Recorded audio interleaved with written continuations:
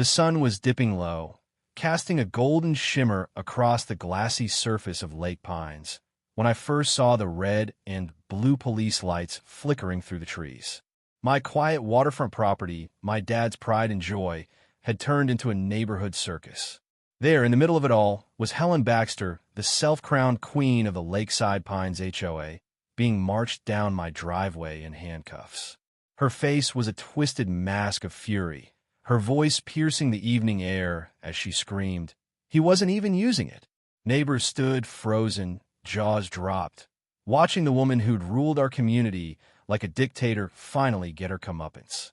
I stood at the edge of my lot, staring at the empty space where my dock and boat used to be sold, without a whisper of my consent, by a woman who decided my family's legacy didn't meet her standards.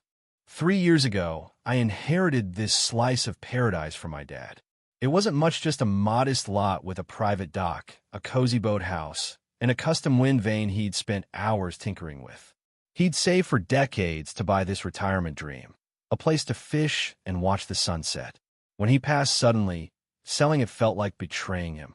I lived 2 hours away, so I only made it out once a month, but I kept up with every HOA fee, mowed the lawn, and made sure the place gleamed. This was my tether to Dad, my plan for my own retirement someday. Lakeside Pines was always a tightly run ship, but things got downright tyrannical when Helen took over as HOA president 6 months back. With her sharp bob haircut and a glare that could curdle milk, she wielded her gavel like she was born to rule. At meetings, she'd ramble about unused spaces being a drain on the community, firing off snarky emails about properties not levying up to their potential. I never thought she'd go so far as to meddle with my land. I followed every rule in her bloated 78-page HOA handbook. After all, it all unraveled one Tuesday when my phone pinged with a Facebook message from a guy named Tom. "Is your lakefront property still for sale?" he asked. Saw the listing, but wanted to check before DRIVYing out. My stomach dropped. I hadn't listed anything. Tom sent me a screenshot of a Facebook Marketplace ad. My dock, my boathouse, even Dad's wind vane, all priced at $12,000 under the title Lakefront Access, perfect for boating. My address was plastered there, and the contact number belonged to none other than Helen, posing as Lakeside Community Management. My blood boiled. I called Tom, who said he'd already met Helen, who spun a tale about me being an absentee owner who never used the property. She claimed the HOA could sell abandoned amenities and even pocketed a due lot $2,000 deposit from him. That night, I sped to Lakeside Pines. Sure enough, my boathouse had a strange padlock, and sold signs were staked on my dock. I called an emergency HOA meeting, thinking this was a mix-up that'd be sorted out quick. Boy, was I wrong. The community center was packed with 30 neighbors, their eyes darting between me and Helen. I showed the Facebook listing, expecting gasps and support. Instead, Helen stood up, cool as a cucumber, and said, "James, UVY sit. What, once a month? Our community has a use it or lose it rule for waterfront amenities." She waved some official-looking paper like it was the Constitution. "The board voted to enforce this last month." I shot back. "That's not a real rule. I've read every word of the covenants. You can't sell what you don't own." Her face went beet red. "We absolutely can. This is about community values. That dock's wasted on you." When I mentioned lawyers, she smirked. "The board's decided. Maybe if you showed up to meetings, you'd get it." A few board members nodded, but I caught uneasy glances from others. I walked out and called Sarah Mitchell, a property lawyer who'd seen her share of rogue HOAs. She pored over my deed and the covenants, then laid it out. Helen's stunt wasn't just against HOA rules, it was straight-up fraud, theft, maybe even real estate fraud. "This isn't her first rodeo," Sarah said. "Let's dig." Dig we did. Over 2 weeks, we found Helen had targeted 3 other part-time residents.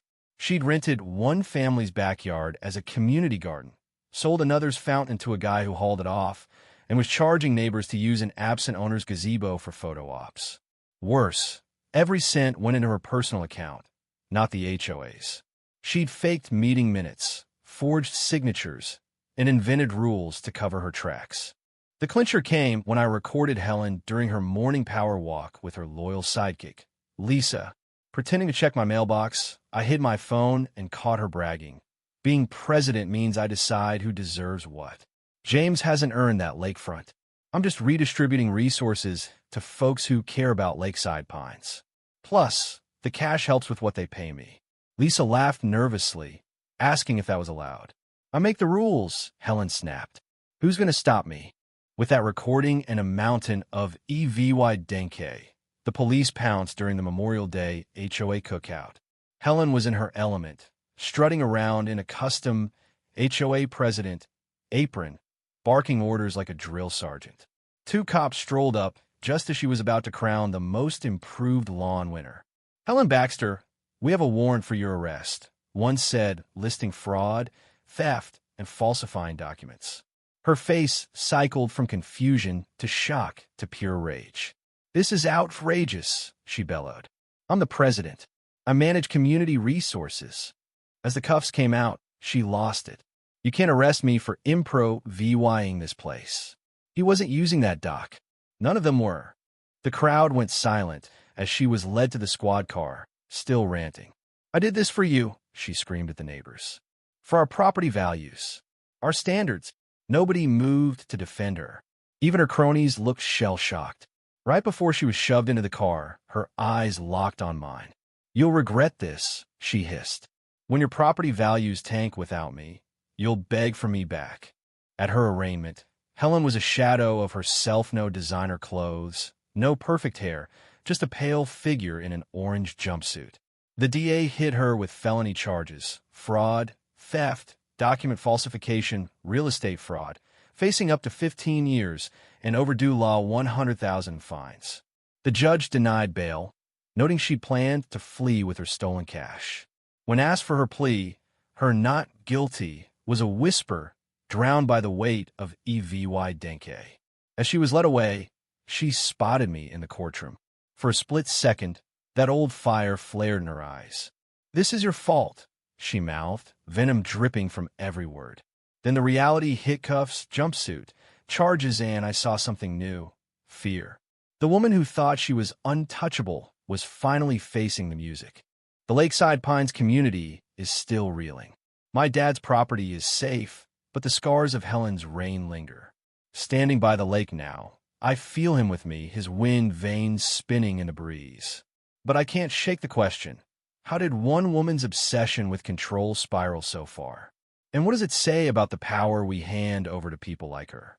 What do you think? Did Helen truly believe she was helping the community, or was it all about power and greed? Should HOAs have this much control over private property? And how would you have handled a neighbor like her? Drop your thoughts below, hit that like button if this story got your blood pumping, and subscribe for more wild tales that'll keep you on the edge of your seat.